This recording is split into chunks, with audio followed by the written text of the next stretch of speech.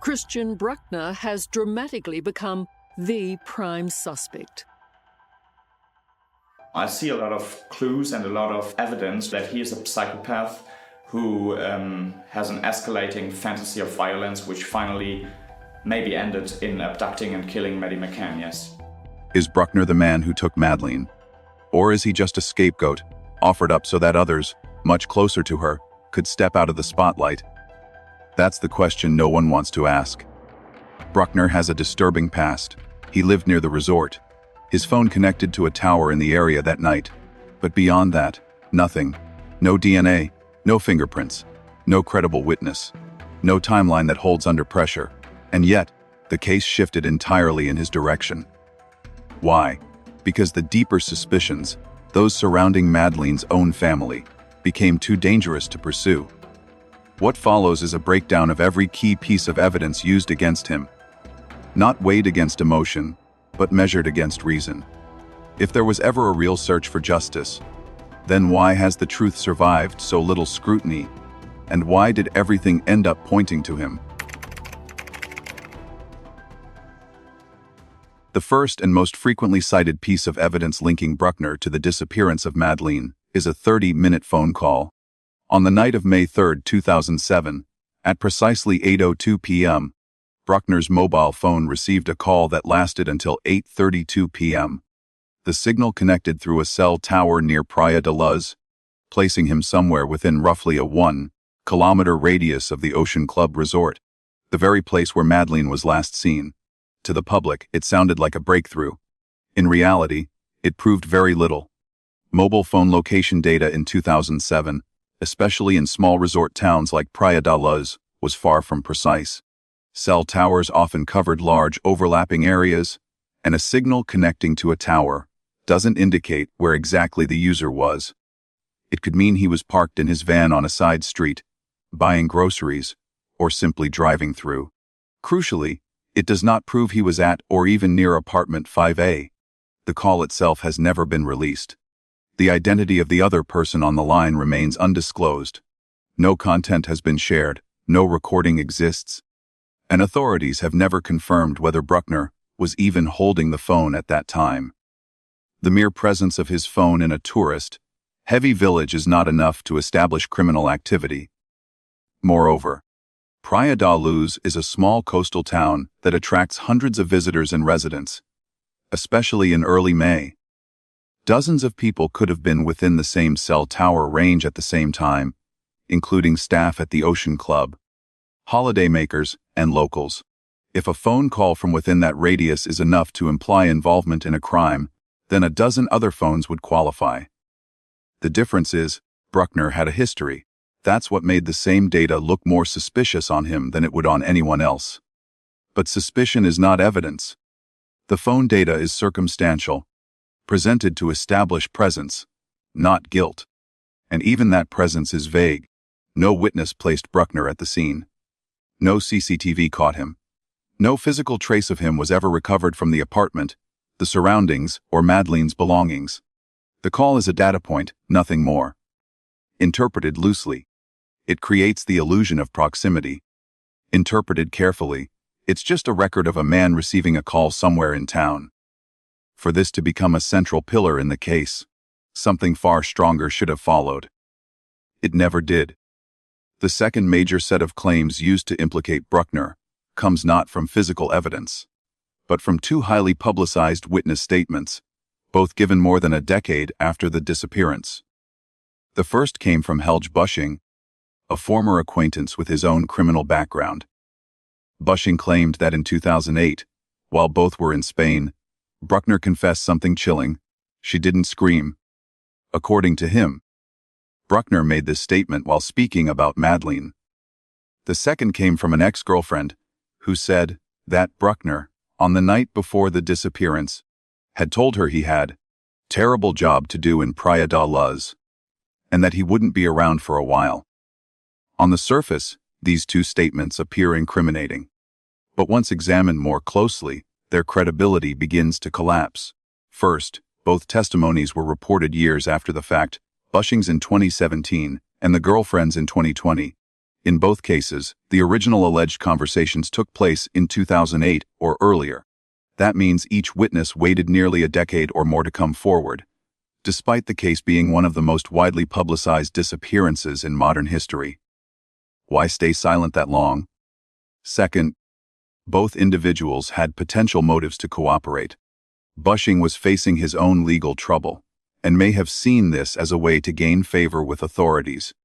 The ex-girlfriend's statement arrived only after BRÜCKNER became the prime suspect in the media. Neither account was contemporaneously recorded, witnessed, or confirmed by any third party. Both rely entirely on recollection, long after emotions, headlines, and incentives had begun to distort the story. And more importantly, in 2024, a German court reviewed these witness statements and determined that they lacked credibility. In its ruling, the court stated that the testimonies were not reliable enough to justify charges. That decision alone undercuts one of the loudest claims in the case. For the prosecution, these statements served a purpose: to create atmosphere, not fact. They added darkness to a man already painted in shadows. But in the realm of evidence, their value evaporates.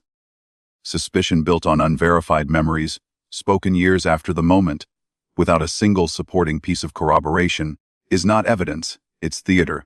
And in a case that demands clarity, recycled dialogue and delayed accusations only add to the fog. In 2016, nearly a decade after Madeleine disappeared, German investigators made a discovery that would later be used to paint BRÜCKNER as the embodiment of guilt. Buried under the body of a dead dog at a remote property he had once occupied, police recovered a bag containing several USB sticks and hard drives. What they found inside was horrifying: more than 8,000 files, including images and videos of child, evidence of serious criminal activity, and a deeply disturbed mind. But alongside the digital material, police also recovered physical items, approximately 75 pieces of children's swimwear, along with rope, masks, and bondage accessories. The immediate reaction was outrage, and understandably so. Media reports emphasized the volume, the hiding place, the symbolism of the burial. But what was quietly overlooked in the headlines was this: none of the material had anything to do with Madeleine. Not a single file contained her face, her clothing, or her image. No photos linked to Praia de Luz. No digital trace from May 2007. Nothing even remotely pointing to her as one of the victims documented in the stash. Similarly, none of the swimsuits or objects carried any forensic evidence that tied them to her. No DNA, no hair, no skin cells, no fibers. Police did not find any link between these materials and the apartment where Madeleine was last seen. In fact, there is no indication that these items were even acquired around the same time or in the same country. The contents of the bag were abhorrent, but they tell a story about BRÜCKNER's past, not his actions on May 3, 2007. They demonstrate character, yes. They raise moral alarms, certainly, but they do not establish involvement in this particular case. And in criminal justice, that distinction is critical. The moment a suspect's unrelated crimes are used as evidence for an unproven accusation, the process shifts from investigation to presumption. The public was not told that the files predated Madeleine's disappearance, nor were they reminded that character evidence is not criminal proof. In the absence of direct links, these materials serve only one function: to create revulsion. They change the way we feel, but not what we know. And in a case that demands certainty, emotional contamination can be just as dangerous as silence. Among the more speculative pieces of evidence cited by investigators is a Hotmail email account, once allegedly used by BRÜCKNER. According to reports, this account was deleted shortly after the disappearance of Madeleine in May 2007. The timing was viewed with suspicion. Why would someone erase an email account just days after a child vanishes nearby? It's a fair question, but one that quickly loses weight under scrutiny. First, no emails from this account have ever been made public. Authorities have not released any records of the account's content, contacts, attachments, or activity. They have not demonstrated that it was used in connection with the McCann case, or even that BRÜCKNER used it at all in that time frame. The only information made available is that the account existed, and that it was deleted at an usual moment.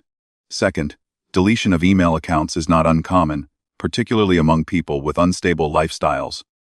BRÜCKNER moved frequently, changed SIM cards, and often used disposable means of communication. Deleting a Hotmail address might reflect an attempt to avoid detection from unrelated activities, selling banned substances, theft, or simply paranoia, not necessarily involvement in abduction or murder. More importantly, the email platform in question, Hotmail, was not encrypted or privacy protective by today's standards. If BRÜCKNER had been using it to coordinate a planned crime, it would have left metadata or digital fingerprints. But no such traces have been shared. No drafts, no logs, no recovery files.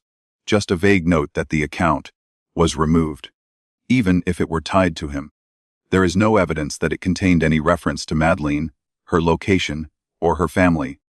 No evidence of communication with other suspects. No chain of intent or planning. Without those details, the deletion is a footnote, not a breakthrough. The problem is not that the detail exists, but that it's presented as something more than it is. A deleted email account is not a confession. It's not a clue.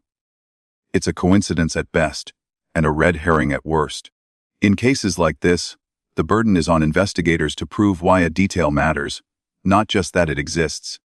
And here, once again, the link between BRÜCKNER and Madeleine fails to materialize where it matters most, in evidence, not inference.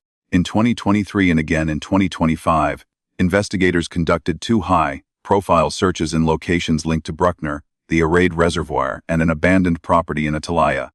Both operations were coordinated between German and Portuguese authorities, with media outlets circling each site, speculating about a long-awaited breakthrough.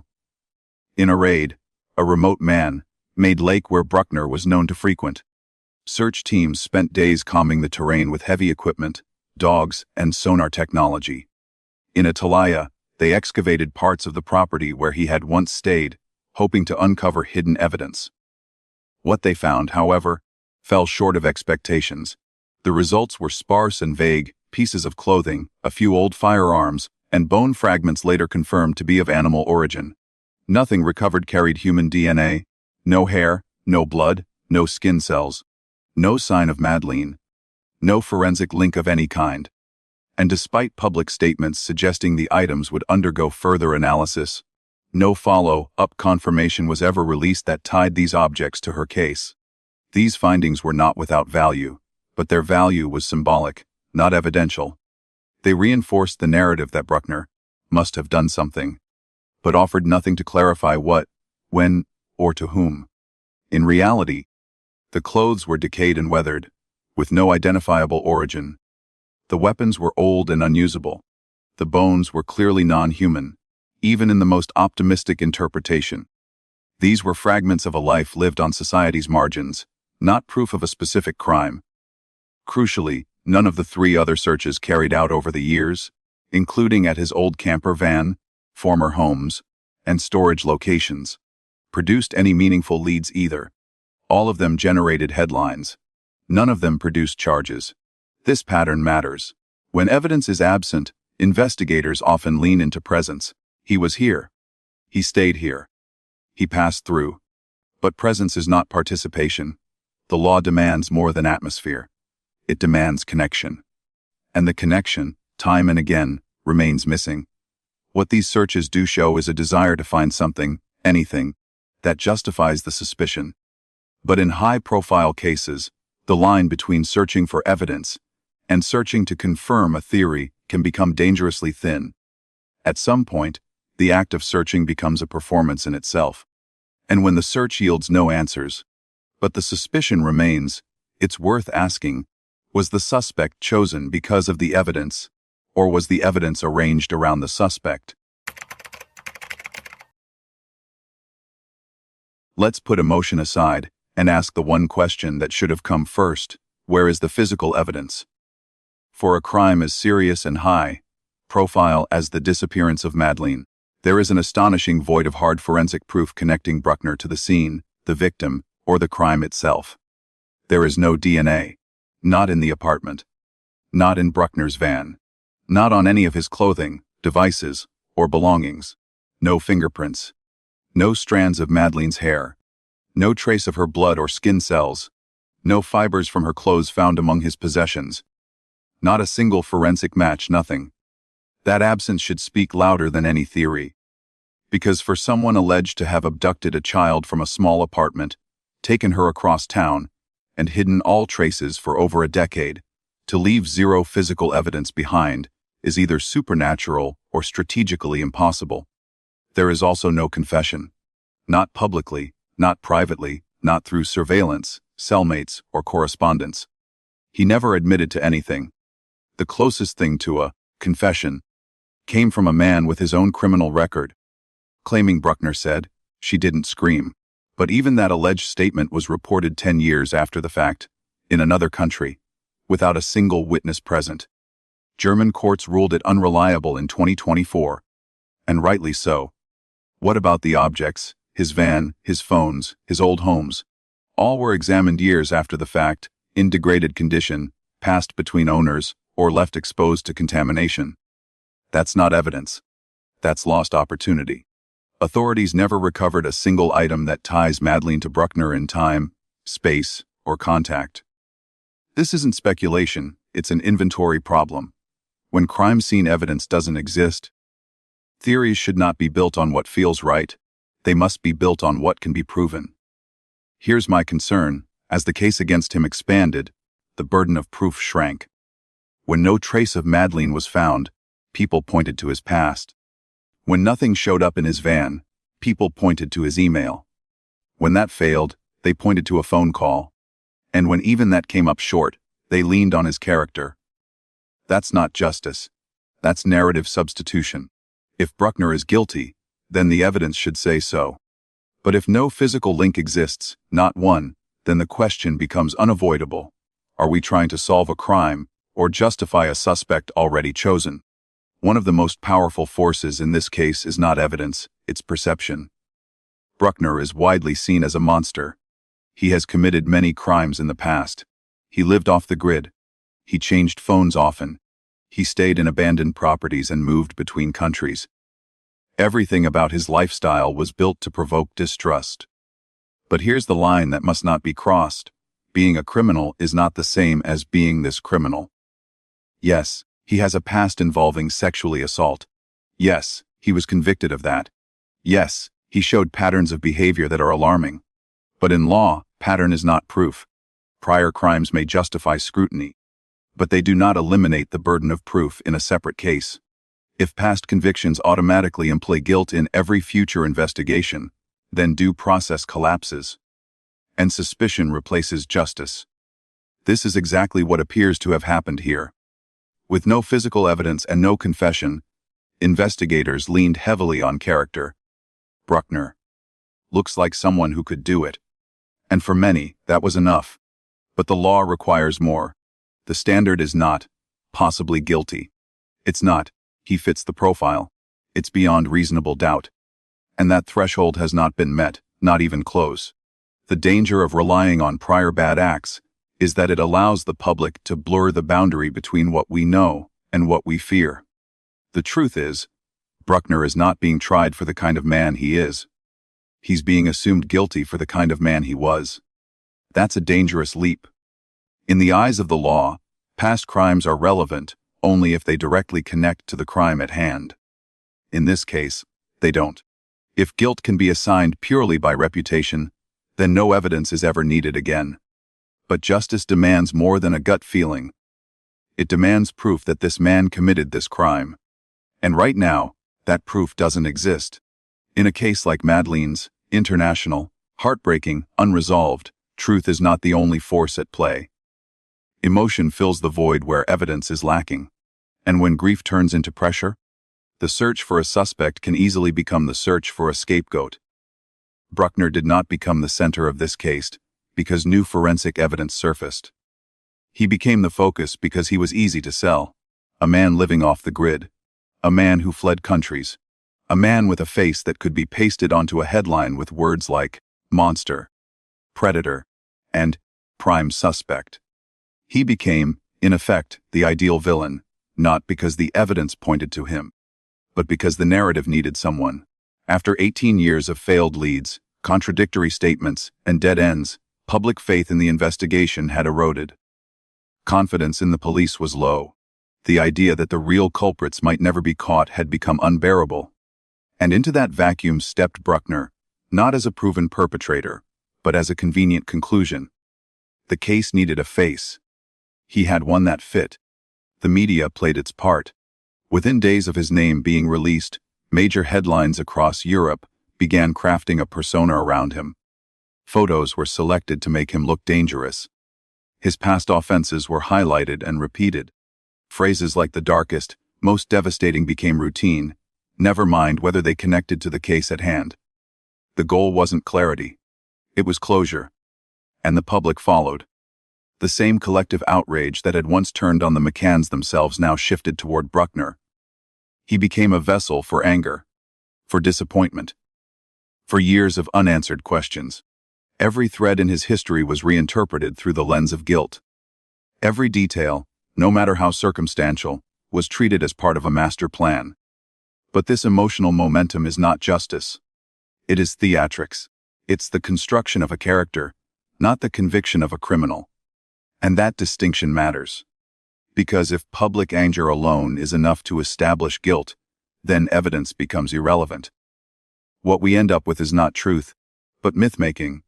BRÜCKNER may even be dangerous, but the version of him that was fed to the world, dark, cinematic, monstrous, was crafted to satisfy a narrative that had stalled too long.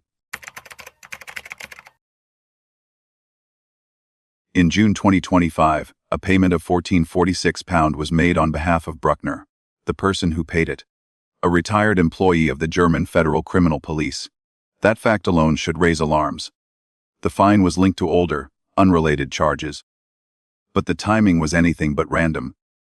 With no formal charges filed against BRÜCKNER in the McCann case, and the investigation still publicly active, the last thing authorities needed was for him to be released without a resolution. So why would someone formerly inside the system take personal action that could hasten his release? The answer may not lie in charity, but in control. BRÜCKNER has been the face of suspicion for years. His name is now synonymous with the case, not because of what's proven, but because of what's useful. His criminal history gave investigators just enough to justify continued suspicion, but never enough to prosecute. And that may be the point. BRÜCKNER is not an accused man being shielded by lawyers. He is a suspect being held in place by public narrative. A controlled figure, without legal power or support, is easier to maintain than an open-ended mystery. But the risk is this: if BRÜCKNER walks free without charges, the illusion collapses. The burden of unanswered questions will fall back, not on him, but on those who failed to build a case. And so, any sign that he might regain freedom triggers a renewed urgency to find something, anything that justifies the suspicion retroactively. That's why the payment matters. It hints at a behind-the-scenes effort to manage timing and public optics, not justice. It suggests someone wanted to keep the structure standing, even if the foundation remains weak. If the evidence were strong, BRÜCKNER wouldn't need to be held up by public sentiment and internal favors. But because it isn't, even a small payment becomes part of a much bigger problem, a case that's running out of time and out of options. If BRÜCKNER is released without charge, who takes the fall? For nearly 2 decades, German and Portuguese police have faced mounting criticism over the McCann investigation. Leads were lost. Scenes were contaminated. Public trust eroded year after year. When BRÜCKNER was publicly named in 2020, the announcement felt like a turning point, not necessarily in evidence, but in optics. After years of silence and stalling, authorities had a name, a suspect, a face. For a while that was enough. But as time went on, no charges followed, no trial, no conviction. Just a slow drip of allegations without resolution. Now, with his sentence in an unrelated case nearly served, the uncomfortable question looms: what happens if BRÜCKNER leaves prison and the case against him collapses completely? That possibility terrifies the institutions behind the investigation, not because it means the real culprit got away, but because it exposes just how little they actually had. Bruckner became a buffer, absorbing public frustration, deflecting media scrutiny. As long as he was in custody, even on unrelated matters, the illusion of progress held. But freedom changes everything. If he walks out of prison, untouched by charges related to Madeleine, the burden of failure returns squarely to the investigators. And that may explain what's happening now. We are likely witnessing a desperate race, not toward justice, but toward preservation. The push to discover new evidence may not stem from breakthrough, but from fear. If there is nothing solid linking Bruckner to the crime, the public will ask what was pursued all this time. The narrative collapses. That's the danger. When a suspect's guilt is needed to protect reputations, investigation becomes justification. It reverses the process, no longer asking, what happened? But, how do we prove what we've already implied? And if the facts don't cooperate, there's always pressure to create them. Some crimes demand closure, not because the evidence is clear, but because the public cannot accept a world where justice fails. The disappearance of Madeleine was one of those cases. It wasn't just a family tragedy, it became a symbol of institutional embarrassment, political tension, and global frustration. Year after year, no arrest, no trial, no answers. And the longer that void remained, the more pressure built, not just to solve the case, but to end it. In that kind of climate, someone had to be named. Bruckner was not a surprise choice. His past was unsympathetic, his lifestyle nomadic, his criminal record extensive. He had no family speaking for him, no high-profile legal team defending him in the press. He lived on the fringes of society, and that's where public anger feels safest being directed. But being an easy target is not the same as being guilty. From a public relations standpoint, Bruckner was the perfect answer to a growing problem: how to restore faith in a system that had failed for nearly 2 decades. Politically, naming a suspect helped relieve pressure from both German and Portuguese authorities. It gave them time, it reset the narrative, it created the impression of progress, even if it wasn't backed by solid legal ground. And maybe that was enough, for a while.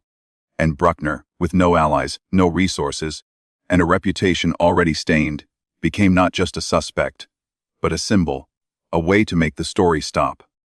But stories don't stop because we pick the right villain. They stop when we find the truth. And this one still hasn't.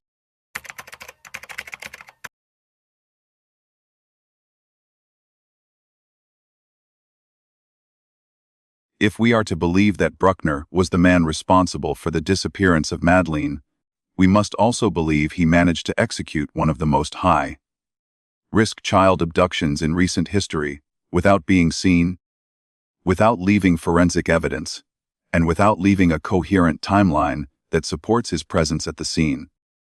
But when we revisit the events of that night, it's not Bruckner's behavior that raises the first questions. It's the sequence of contradictions surrounding the McCanns themselves. Let's begin with the apartment. There were no signs of forced entry. Apartment 5A showed no damage to doors or windows. The front door was locked.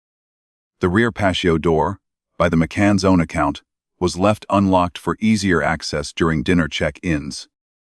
The window in the children's bedroom was found open, but the surrounding shutter wasn't forced, and no tool marks were present.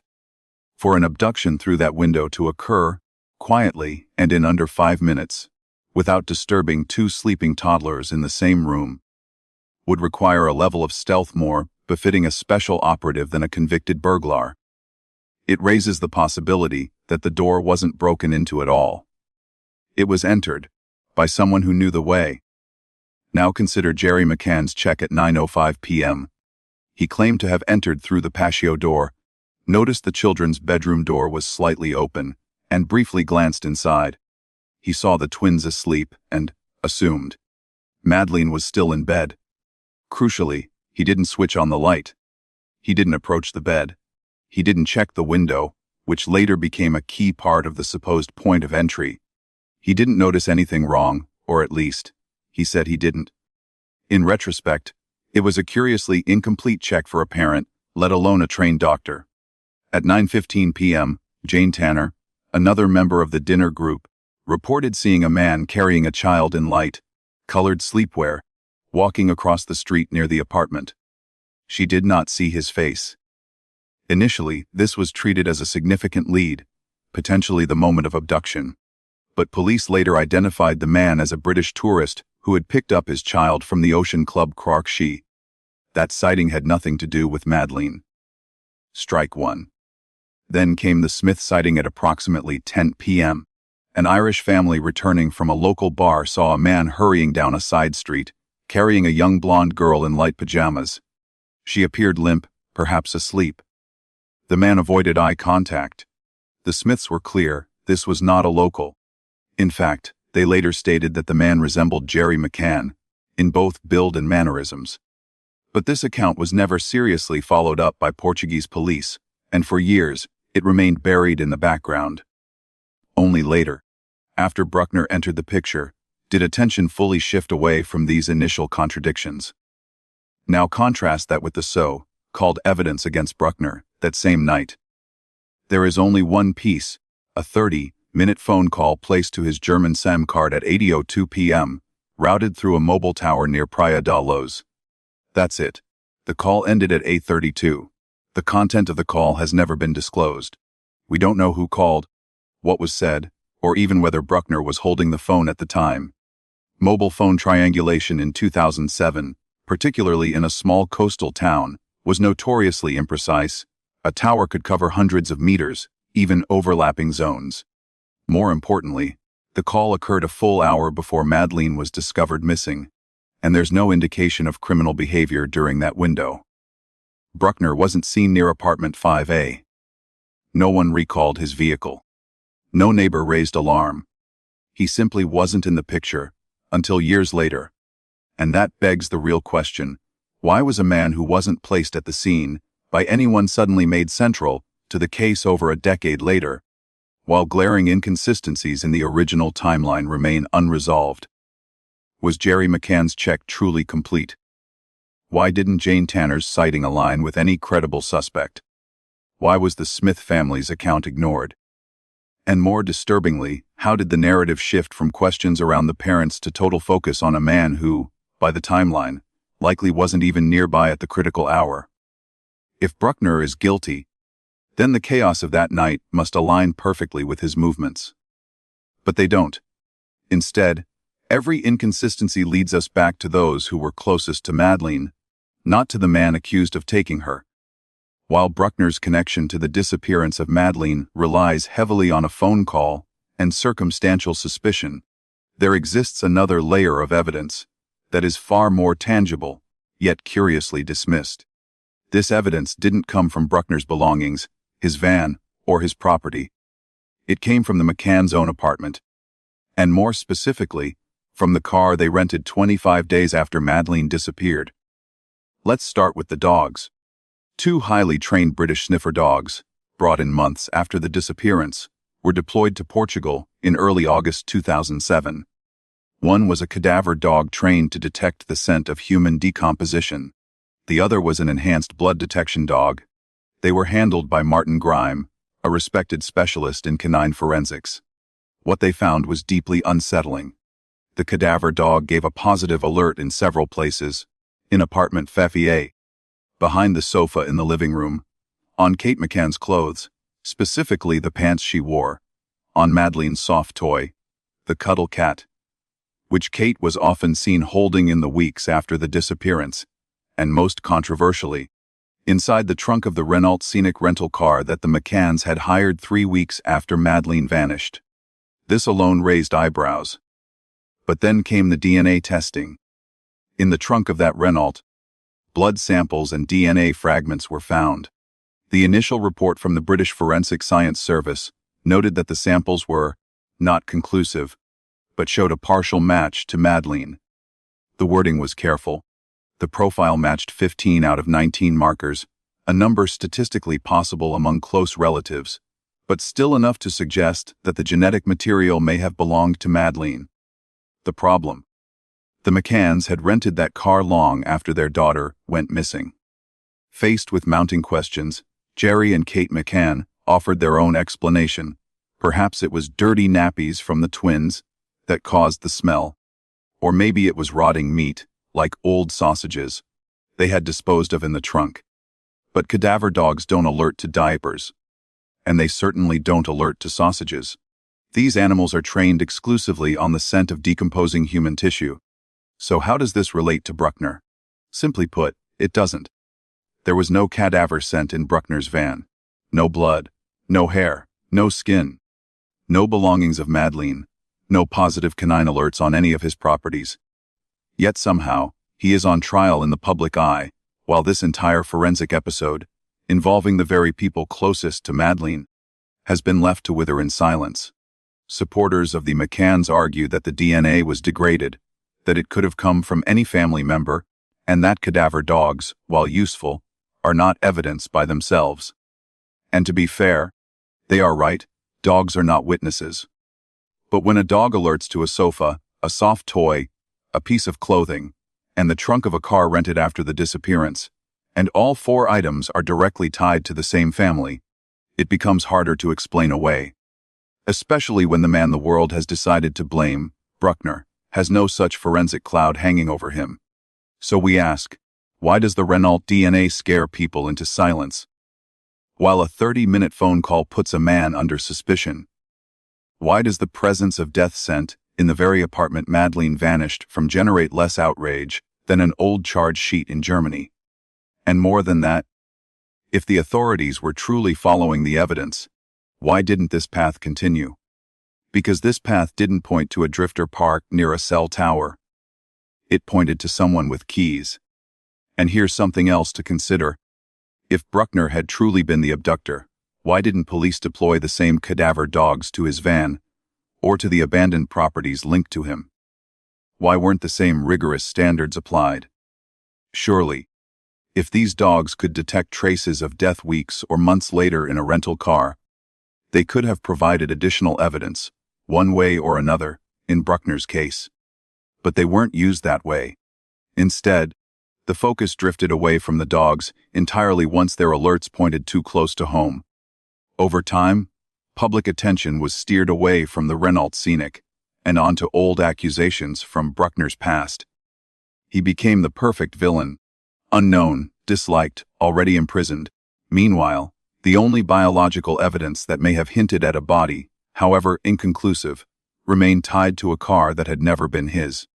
If Madeleine had died accidentally and her body had been temporarily hidden, as some investigators speculated, then the alerts in apartment 5A and the Renault could make sense. But in that scenario, BRÜCKNER is irrelevant. He had no access to the apartment, no connection to the vehicle, and no reason to be near either. So why, when faced with these forensic inconsistencies, did the case shift toward him anyway?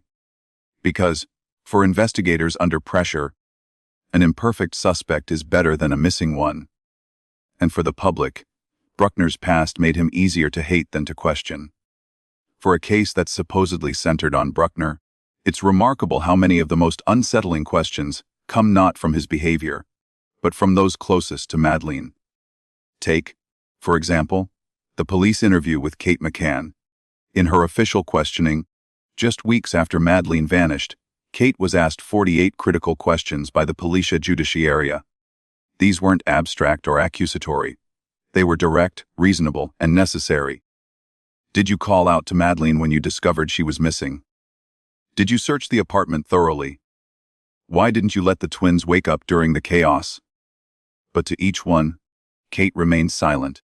She exercised her legal right not to answer, a decision that, while permissible under Portuguese law, was highly unusual for a mother pleading to find her child. She later stated that the questioning felt like an accusation, but one could argue, in any disappearance, especially without witnesses, the immediate family must be thoroughly vetted. Her refusal didn't ease suspicions, it deepened them. Then came the cuddle cat. This soft toy, Madeleine's favorite companion, became a symbol of the family's grief. Kate was often seen clutching it in photographs.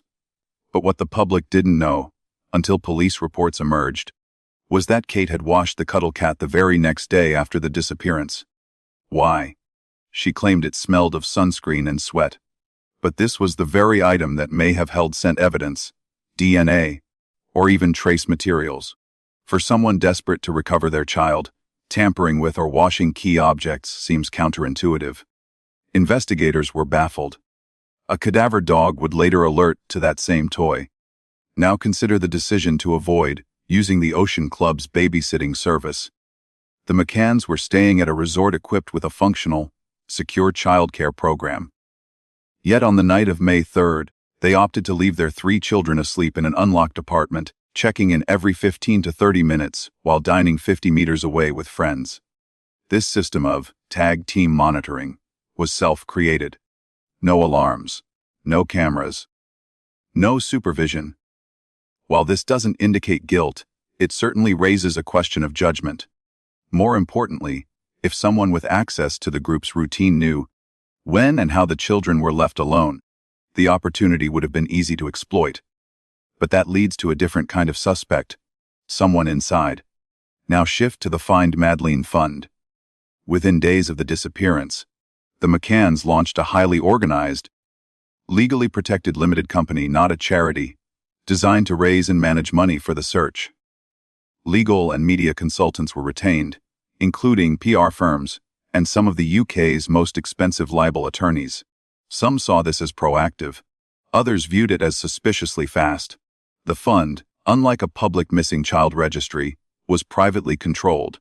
Over time, concerns arose about how donations were being used, especially as campaigns began to focus more on protecting the McCann's image than locating Madeleine. Again, nothing illegal. But the optics didn't help. Then there's the matter of the deleted blog post. Jerry McCann had written an entry on the family's website referencing the replacement of a refrigerator in their holiday apartment. The post was later scrubbed.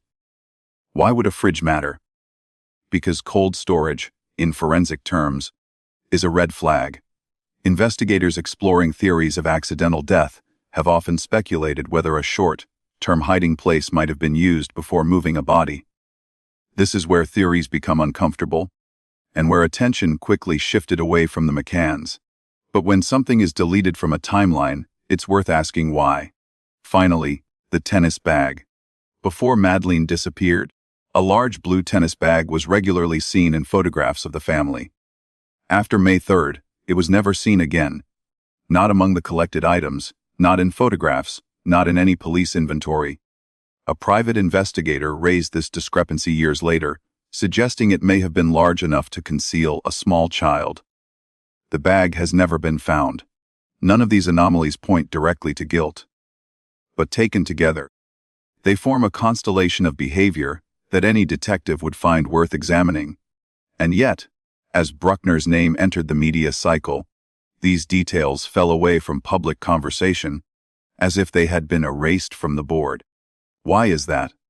Because these are not the kinds of inconsistencies you want in the spotlight when your case hinges on a scapegoat. Because if BRÜCKNER is to carry the weight of the public's anger, these shadows must be cast elsewhere. But facts have a habit of lingering.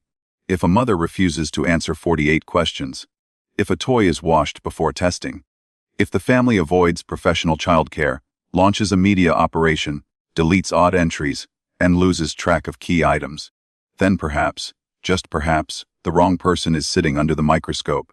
In most child disappearance cases, the first 48 hours are everything. Investigators focus on physical evidence, last known movements, and, crucially, the people closest to the child. But from the very beginning, the Madeleine case didn't follow standard procedure. It followed optics. And within days, it became something else entirely, an international media event, carefully staged, managed, and unusually protected. Start with the role of the British government. On May 3, 2007, when Madeleine was reported missing, the Portuguese police initiated a local investigation, assuming it would follow the path of many other missing persons cases: door-to-door interviews, crime scene preservation, and family scrutiny. But within 24 hours, a representative from the British Foreign and Commonwealth Office was sent to assist the McCanns, not in their legal defense, but in their media and diplomatic positioning. It's rare, if not unprecedented, For the FCO to intervene so quickly in the disappearance of a private citizen abroad, especially when the local authorities had not yet established foul play. By May 7th, British diplomats were already providing daily support, and the UK ambassador to Portugal visited the McCanns in person. Behind the scenes, Clarence Mitchell, then head of the UK government's media monitoring unit, was assigned to assist them. He would later become their full-time spokesperson. This was no longer just a missing child case. It was a narrative under construction, and one that positioned the McCanns as victims early, before the evidence had taken shape. This mattered, because in most disappearances, the first circle of suspicion naturally includes the family. But in this case, that circle was shielded before it could close. The government offered consular help. The image of two middle-class doctors, grieving and overwhelmed, was solidified quickly. The press repeated it. Investigators who asked hard questions were painted as insensitive. When the Portuguese police later named Kate and Jerry McCann as formal suspects, British media responded with outrage, not curiosity, and that pattern continued. By the time BRÜCKNER was named in 2020, the groundwork had already been laid. The public had been primed for a villain, someone completely detached from the McCanns, but disturbing enough to carry the weight of blame. Media outlets, from tabloids to documentaries, seized on his background, prior offenses, old photographs, vague reports of living in a camper van. The story no longer needed hard evidence. It had mood, tone, and menace. In June 2020, German prosecutors declared they had concrete evidence. BRÜCKNER was responsible. But they offered nothing to the public. No witness, no DNA, no item belonging to Madeleine. Still, major networks ran specials. News anchors called it a breakthrough. Journalists flooded Praia da Luz again, not to revisit early inconsistencies, but to film new, crime scene reenactments focused on BRÜCKNER. And it worked. In the court of public opinion, the shift was seamless. Questions about the Renault Scenic, about the dogs, about the Smith sighting, all began to disappear. The narrative had been refreshed. BRÜCKNER's name became shorthand for closure. But look closer, and the timing is curious. The declaration against BRÜCKNER came in 2020, a year when public institutions across Europe were under stress, facing criticism, and eager to close lingering scandals. For Portuguese authorities, still haunted by a failed investigation, for British officials, who had spent millions in taxpayer-funded operations like Operation Grange, and for German prosecutors, looking to demonstrate reach and resolve, a suspect like BRÜCKNER was more than convenient. What happened next was subtle but decisive. Media stopped asking hard questions about the original case. They stopped showing timelines, witness contradictions, and forensic inconsistencies. Instead, they reprinted whatever the prosecution hinted: anonymous sources, leaked theories, potential links. It was no longer about truth. It was about resolution. A story the public could finally let go of. But here's the irony. BRÜCKNER had nothing to do with the early media coverage. He wasn't in any police file until years later. His name wasn't whispered in the Tapas group. No one remembered seeing him near apartment 5A. And he certainly didn't benefit from the kind of institutional support the McCanns received within 48 hours. So why does his name now carry the burden? Because in the absence of answers, governments and media alike need conclusions. And sometimes, the truth isn't convenient enough to survive the spotlight. So they build another one. And they call it justice. In any court of law that respects due process, the burden of proof in a criminal case lies with the prosecution. It's not enough to create suspicion. It's not enough to paint a person as unsavory. The standard, enshrined in law across Europe and most of the civilized world, is guilt beyond reasonable doubt. That means not just probability, not just possibility, but certainty that survives logical scrutiny. And yet, when we look at the case against BRÜCKNER, that standard collapses almost immediately. What exactly is the evidence? Start with the most cited claim, the phone data. Yes, his mobile device connected to a cell tower near Praia da Luz on the evening of May 3, 2007. But as we've already analyzed, that tower covered a wide area, and cell data from 2007 lacks the precision of modern GPS. It does not place him at apartment 5A. It does not confirm he was even walking nearby. It only tells us his phone connected to a network, something that dozens, if not hundreds, of other tourists' phones also did that night. Beyond that, there are no witnesses who saw him near the apartment. No neighbor reported his presence. No hotel records placed him in the area that night. No cameras picked up his vehicle. He does not appear in any timeline constructed by investigators during the first decade of the case. His name entered the investigation much later, only after every other lead had collapsed or proven inconclusive. So we ask, what about physical evidence? There is none. No fingerprints. No DNA. No fibers. No blood. No belongings. No known interaction with Madeleine. And unlike the McCanns, whose property, rental car, and clothing were linked to multiple cadaver dog alerts, BRÜCKNER's van and living spaces were never found to contain anything directly associated with the crime. Not even a trace. Where was BRÜCKNER at 9 p.m.? No one knows. Where was he at 10 p.m.? No record. Did anyone see him in or near apartment 5A? No. Did he have access to the McCanns' schedule or knowledge of their dinner routine? Nothing suggests it. Was he linked to the Renault Scenic or the items the dogs reacted to? Absolutely not. Then how does a prosecution sustain a claim of guilt, beyond reasonable doubt, on this foundation? Let's push further. In legal terms, prosecutors often look for motive, means, and opportunity. In BRÜCKNER's case, the only one even remotely argued is opportunity, being in the same town on the same day. But if that's enough, then every tourist in Praia da Luz that evening qualifies as a suspect. What separates BRÜCKNER is not his location, it's his past. He is, undeniably, a convicted criminal with a disturbing history. But history is not evidence. You cannot be convicted for what you've done before. You can only be convicted for what you're proven to have done this time. And what about confession? None exists. BRÜCKNER has denied involvement from the start. No jailhouse confessions. No indirect admissions. Nothing that remotely qualifies as a statement of guilt. The only incriminating remarks come from people with questionable credibility, an ex-cellmate, a former acquaintance, all of whom came forward years later, often with incentives or conflicting timelines. So where does that leave us?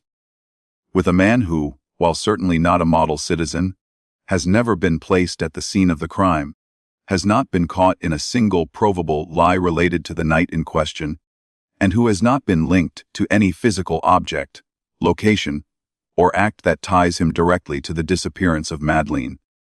And if we are serious about justice, truly serious, then the case must be measured not by emotion, not by public opinion, but by law. That is the cost of a fair system, and it is the protection that every citizen, guilty or innocent, must be afforded. Because if the bar is lowered for one man today, it will be lowered for all men tomorrow. In the pursuit of truth, not all witnesses are treated equally.